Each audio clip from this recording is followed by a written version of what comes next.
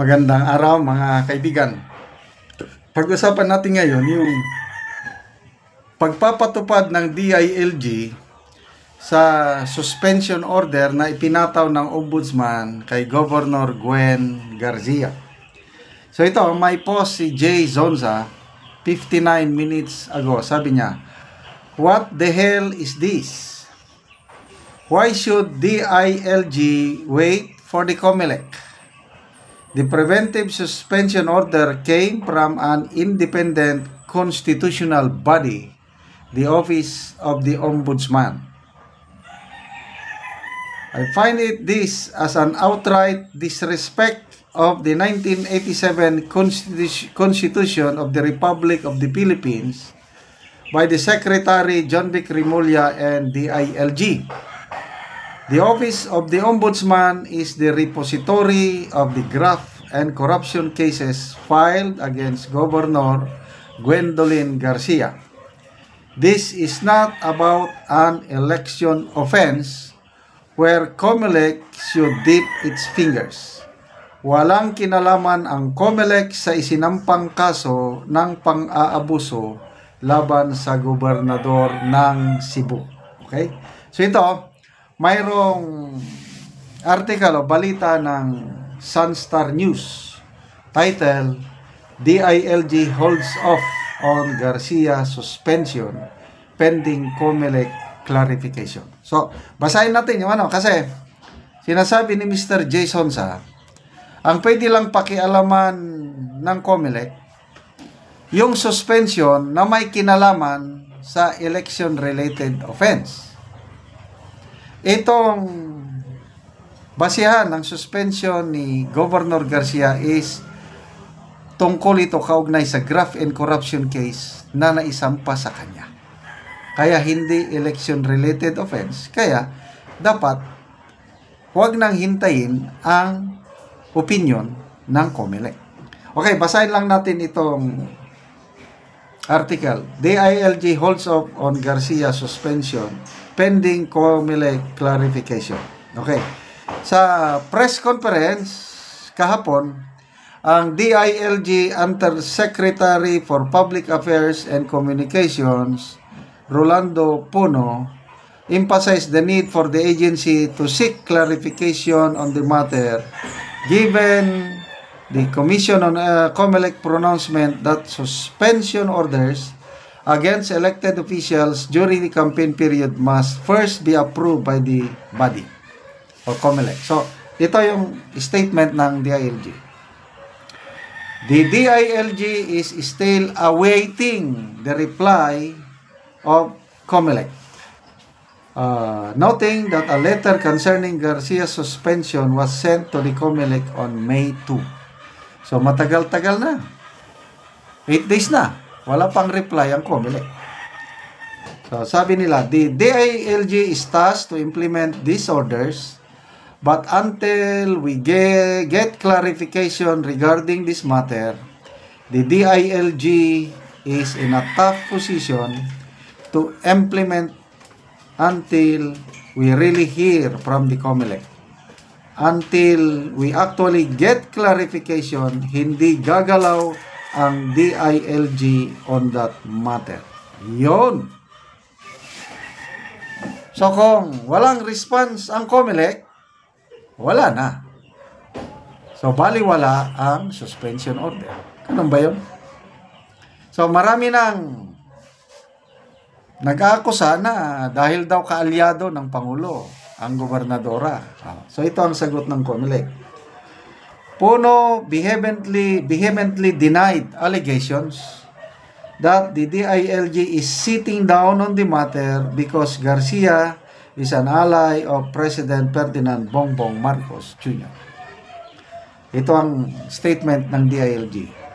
The DILG is not sitting down on the matter. I think it is just legitimate for us to wait for that reply regarding a serious query that the DILG has regarding the suspension order.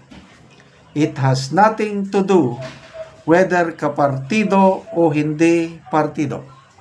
I think it is a legal question that needs a clear answer in order for the DILG to move forward. Okay. So, ito, review lang.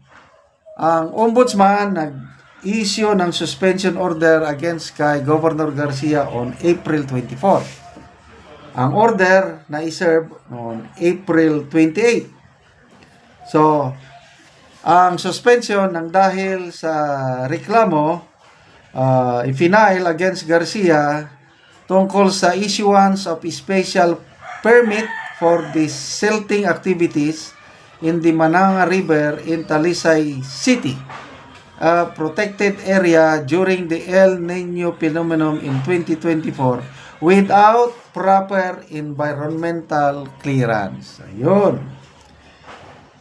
So, the suspension stemmed from charges related to Garcia's issuance of a special permit for... Ayan. Garcia maintained that she will stay in office pending an order from the DILG and the COMELEC. So, yun na. Naghihintayan na sila. Governor Garcia, pang walang order ang COMELEC, hindi siya, ang DILG, hindi siya alis. Ang DILG naman, kung walang reply, walang clarification from COMELEC, walang mangyayari. So, tuloy-tuloy lang si Governor Garcia mag-serve as governor. But anyway, malapit naman ang eleksyon. 2 days to go. So, malalaman na taong bayan, mga Cebuanos, kayo nang bahala. So, kung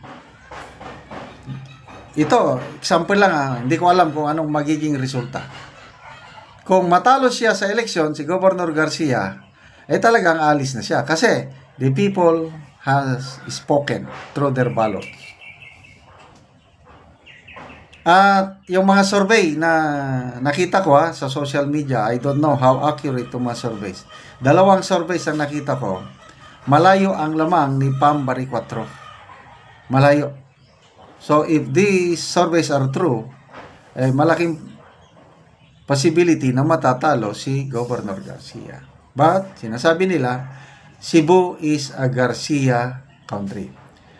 Ngayon, kung mananalo naman siya, yung suspension, tuloy pa rin, kahit manalo siya. Di ba ganon? So, hopefully, ang COMELEC magbigay na ng clarification kung mayroon bang basihan o na dapat bang ipatupad ng DILG ang suspension order ng Ombudsman. Okay. So mga kaibigan, salamat sa inyong pagsubaybay sa ating channel. Nakakatulong kayo ng malaki sa tribong Talandig na tinutulungan natin dahil ang sweldo po natin ay pantulong sa tribo.